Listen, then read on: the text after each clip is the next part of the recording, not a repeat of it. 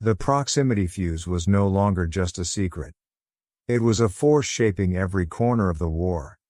Its power was obvious everywhere it touched the battlefield. But its story still had one more twist, one that revealed a truth deeper than technology or firepower.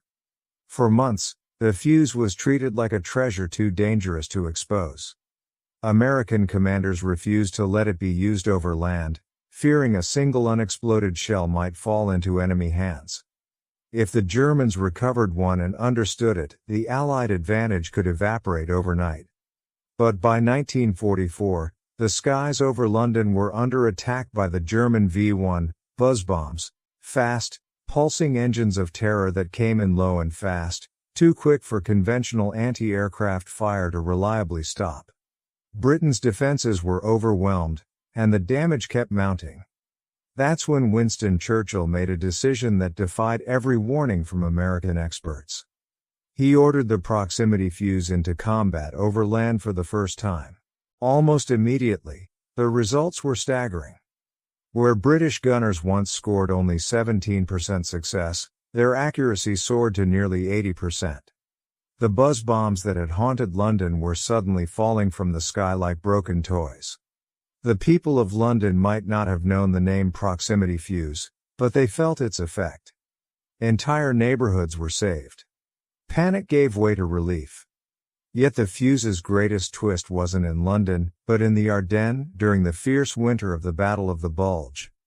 As American lines buckled under a furious German offensive, Allied field artillery was finally authorized to use the proximity fuse. Its effect was immediate and devastating. German infantry, who had long believed trenches protected them from shell bursts, suddenly found themselves exposed. The shells detonated above the ground, showering their positions with lethal shrapnel from angles they could not defend. Even General George S. Patton, a man known for dismissing praise, admitted, "The new shell with the funny fuse is devastating." But the most shocking moment in the fuse's entire history came during that very battle. German forces overran an American supply depot and captured 20,000 brand new proximity fuses, a treasure that could have reversed the technology gap if studied properly.